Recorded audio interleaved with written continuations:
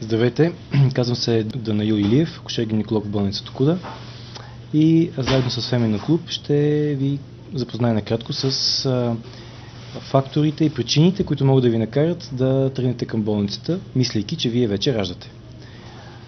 В края на бременността, след 32 седмица, т.е. след 8 месец, е нормално бременните жени да имат контракции, които първоначално са нерегулярни, болезнени или слабо болезнени, разхвърляни във времето, 8 до 10 на ден.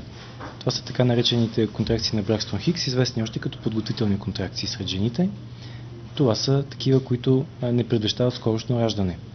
Когато обаче тези контракции зачестяват, стават на равни интервали, стават по-болезнени и не се повлияват от спазмолитици като нос-папапаверин, босколизин, това по-скоро говори в посока, че вече започват истински подготвителни контракции.